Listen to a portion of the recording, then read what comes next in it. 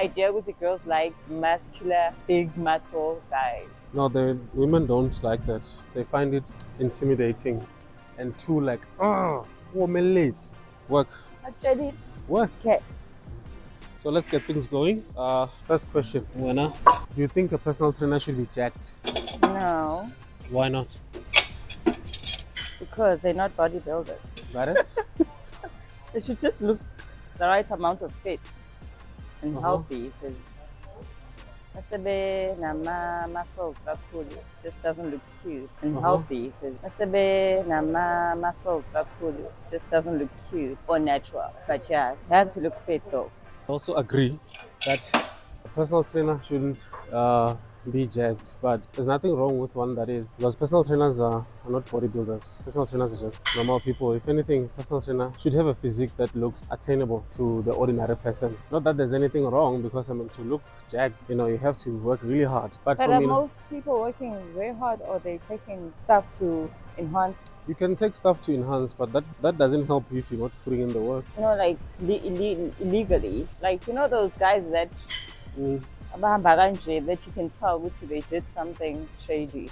Like what? Like what? Like, I don't know. Uh-huh. They don't look normal. Abahamba kanje, but and they can't even close their arms because their hands are so big. And then that. You know what I think, Mina, I don't care whether a person takes anything or not. I really don't. But I mean, like, it's saying steroids. I don't know Yeah. if somebody takes steroids. That's not. I don't judge anyone that does take steroids. I don't think less of them, because I know this one fact, that taking steroids doesn't make it any easier. You need to still put in the work. And if you don't have the work and the discipline, you won't look the part. There are many people that take steroids, but they don't look like they're taking anything, because they think just merely taking something. Are is you one gonna- of them? I'm not taking, but I do wish that I did take. I'm kidding. Bible. Are you serious? I'm kidding. Mina, honestly, I feel that for where I am, I'm happy with how I look. Yeah. Although I do need to shed some belly fat there and there, but Yeah. I'm happy. I don't want to get bigger. I don't want to, because being big is a hassle. It requires a lot of calories to maintain that physique, and Yeah, the food you I eat. don't. My work doesn't really allow me that freedom. That's why bodybuilders, professional bodybuilders, only do that. Yes, there are bodybuilders that have a 9 to 5 for a full-time job, but yeah, I don't know how those guys do it, man. Kudos to them. The amount of discipline and hard work. So for me now, it's not But for you me. do, right? You do get people that where it's easier for them to build muscle. Wait, I need to change angles. Yeah, there are people who are genetically gifted out there. Yeah. Unfortunately for us, we are not them. As pure, you just have to work extra hard. But I think especially now with fitness, the boom of fitness, the way that it is, I think people need to set realistic goals, man. And I also would like for people to understand that the people that they watch on social media or look at, some of these guys, yes, they are, Like- being assisted, they're enhanced. Like but, that thing, what you call, uh, a lot of people now are taking for losing weight. Ozempic. Ozempic, like, it's not even meant for weight loss. But people are taking it. When if you And had then to after choose, that, they go to the gym and be like, work. when if you had to choose between Ozempic, tummy tuck, or liposuction, or What would I choose? gastric bypass, which one would you choose and why? Gastric is where they suck the bafuras. So gastric bypass is when they basically, I think they reduce the size of your stomach, Yeah. so that you can eat less. Oh my gosh. I think I would do lipo. Why lipo? The stomach. Why that one? Out of all the options you gave me, I think that's what I would Yeah. more likely do. I mean, if I were to Because I choose, do want a small stomach. Yeah. if I were to choose, and I'm not saying this because I'm condoning or promoting, but I don't like pain, so I wouldn't choose anything that requires me to go, Hey. for a surgical procedure. But also, I wouldn't do anything that would put me at risk. The thing about gastric bypass for me is that, Yeah. what if now you might want to lose weight, and you might feel like the only way for you to do that is for you to do gastric bypass and have your stomach reduced. But what if later in your life you decide that, okay, now you want to enjoy more food? What happens then? Can they go on and do it? I don't know. Maybe someone in the comments will help us and tell us if. So for me, that's a no-no. So they make your stomach small so you eat smaller. Yeah, so they basically, Crazy. this is your stomach and they just tie it up. I don't know how they do it, but yeah, and then You know which is okay. I'm not gonna put this in the last set for me. So also Mina. yes. naturally, I'm not a big eater. I've never have, even growing up. Always used to think because I remember at some point my brother and sister used to like eat for sly. And I was on tour. I always thought as you grow up, you progress. And I get full very quickly. And sometimes I'd be full, but I'll continue eating. It's like I don't know how to like stop myself or like the suit, but Yeah. Yes. then I'll snack on it. Then the next thing, my stomach feels full. I feel like vomiting. I'm listening. Even I say in better when you and then I'm like, this is how I've eaten all my life. So like I made a big change. Like my portions have always been small. Yeah. Like that's just how it has. Not because I'm so scared I'm gonna gain weight. Like suit. So I think sometimes my mind is against how I feel. Yeah, that happens. It works against me. Sometimes I'll be like, but this food, why am I eating? Well, it's mingalambile because I think it's the natural order. It's so with the mind. Hey, but food is nice, though. I know. Food is Sometimes nice. And many people actually are addicted to food without even being aware that they have food addiction. and then my So I mean, I wouldn't choose gastric or lipo. If I were to choose, I'd choose Ozempic. But also because I know that there's a way of doing it without any of those, I wouldn't go for any of them because I feel like they work and all of them they do what they're supposed to do. But if something doesn't really teach you sustainability, doesn't give you or equip you with the knowledge and information on how to sustain that physique or whatever you've achieved, then I wouldn't go for it. I'd rather take the longer route, being on a caloric deficit, lifting weights and easier said than done. walking my butt off. Yeah, because I know that is it's hard, but it's more sustainable. Yeah. And so And because is it not rewarding when you do something and you persist and then the results they come? it is rewarding, but the other thing is that a lot of people are in a rush. A lot of people are just in a rush to achieve six-pack, to achieve abs. But also, I feel like it's great to have, and this might shock a lot of people especially this coming from a professional trainer, that you don't really need to have a six-pack, man. You just need to be good, to look healthy. Because also, a lot of people are after this six-pack, thinking the six-pack will improve their lives, but it does not improve. It looks great. I don't want to lie, and I'm not saying this because I know someone was gonna say, "Oh, you're saying this because you're when and that's fine." But like the I think it's the same principle of thinking within a relationship somebody else will make you happy. Yeah, if you're not happy, you're not a happy person. If you're not happy yourself, like So even a six-pack, if you think a six-pack will make you a good person, people will like you, you find that people won't really care, bruh. And the people that really care about you and that really love you, they don't care whether you have a six-pack or not. They care for you to be healthy. I just feel that people should strive for balance. that it feels good. It feels good, it looks good, but also, it's kind of like wanting something. A lot of people, we chase after things, then we achieve them, thinking, like guys, for example, you think if you have abs, women are gonna flock to you. Women are most likely not going to care whether you've achieved a six-pack or not. Just like we were talking about earlier, that a lot of women don't really like men that are so lean and dry. It's good for a competition if you're a bodybuilder. People will be with you because of the money, but not necessarily because they like you or they enjoy your company. They're there for the benefit. Yeah, so instead of focusing on a six-pack, guys, we should be focusing on Why does this seem being healthy. But also, it's important to note that having a lot of belly fat is not good for one's health. Because when you have a lot of belly fat, then that means you have a lot of visceral fat. And visceral fat is the fat that surrounds your organs. So a bigger belly is just an indication that you have a lot of fat around your organs, and that's not good. that's not healthy? So reduce that fat, get into a state where you are healthy, around 15 to 12% body fat. And also another thing is that having a six-pack requires also a lot of dedication.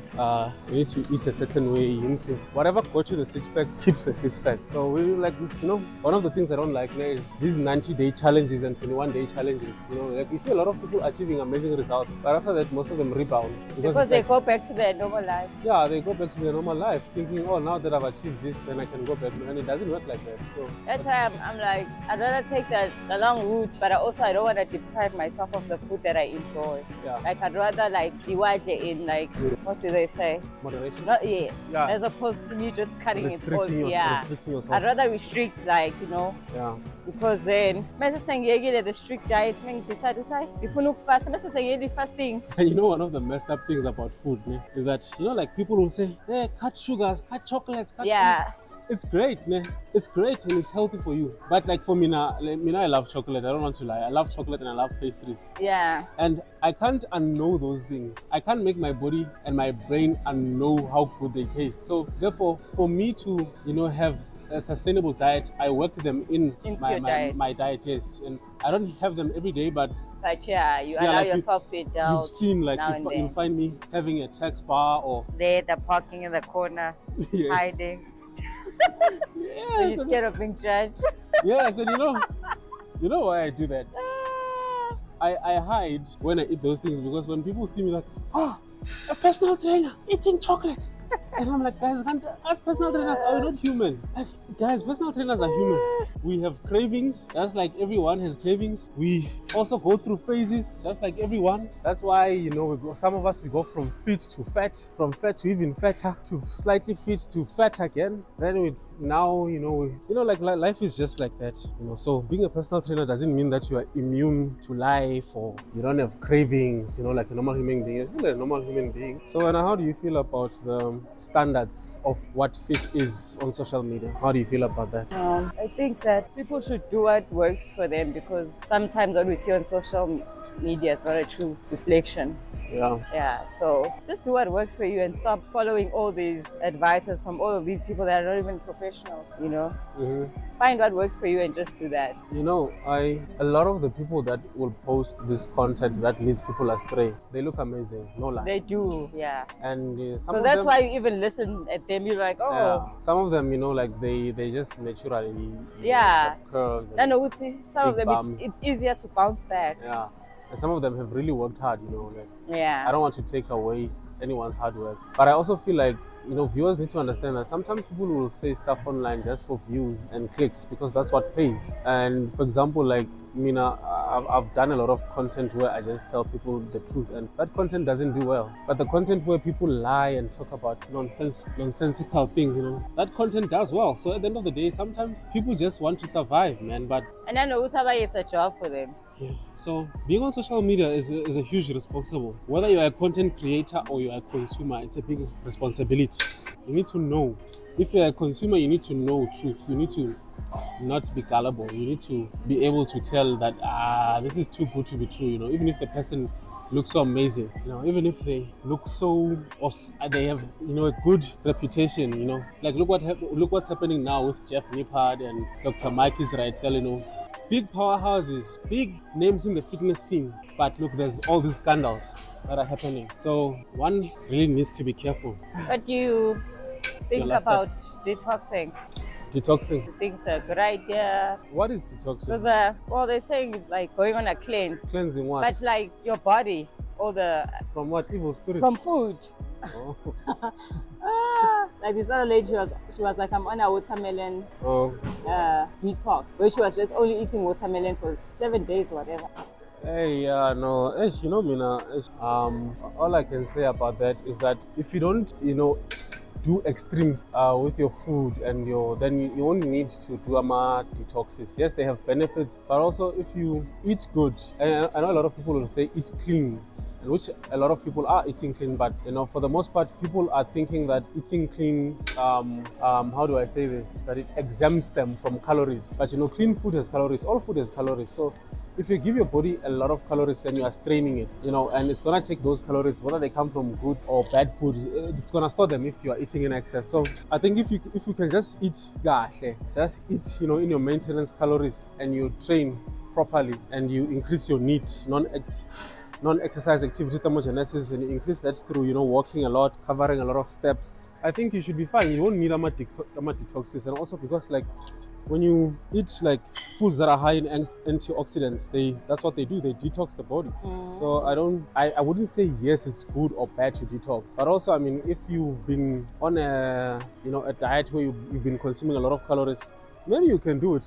Let's see what it does for you. But Yeah, so because it's usually for some. for what? For some, it's usually like for a short period. Yeah. Yeah, and then they go back. This is your last set. No? What's that? There's probably my social. When I left the Air Force, they gave me this bag. Oh, they gave you. Oh my gosh. So yeah, this just shows how the human body can be. Your strength, there are a lot of things that contribute towards how strong you are on the day or whatever you want to call it. A lot of factors. So food is one of them. Sleep is one of them. I didn't eat well this weekend. I didn't sleep much. About a few hours. I used to have a friend who was like, I don't know how you do it. Then I go 8.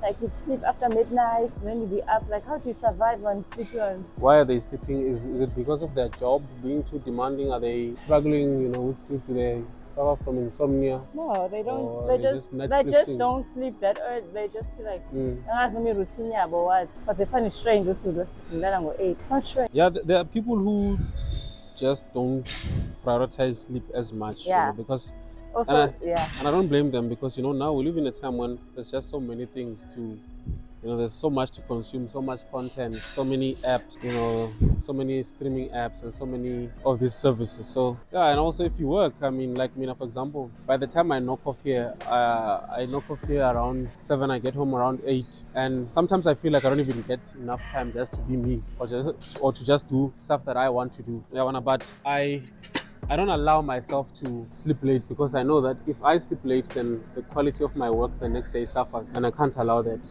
As a PT, I have to always put up a smile. I always have to be in a good mood for my clients because you come here now you of a PT that goes out and drinks like on my weekends, who enjoys the nightlife, but they are PTs.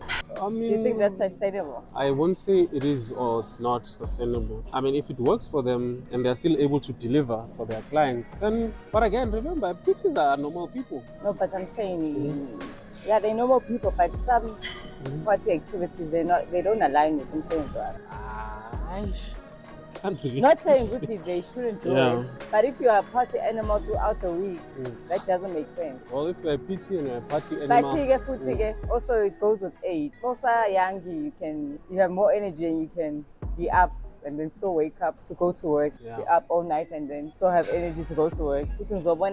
But also, I'm sure, as PTs, we work with clients. So we sell our time, to people. And if the way you've structured your schedule, if it allows you breaks during the day, for example, the gym has 2 peak times. From morning when the gym opens to around 8, 9, then picks up again at 3 to 7 or 8, some gyms. So in between that, then you can go take a nap and rest. So if that's how they're balancing it, then yeah, sure. And their business doesn't suffer and the quality of their work does not suffer, then I don't see a problem. But also, yeah, I don't know if I could because I've come to really value sleep, because if I don't sleep, I really feel it. I really do feel it. It's like if you sleep late, if and I sleep late, you feel it. I am tired. Okay, I think we can cut the video here. I think we can cut the video here. Tell them what? Subscribe. Yeah, please subscribe to We are Isaac. aiming for 1 million subs. Isaac Banda. What's your handle? Isaac Fitness Coach. Yes. Please tell your friends, your colleagues, your neighbors, the car guard that you help. Anyone that's willing to listen. All right. Adios, amigos.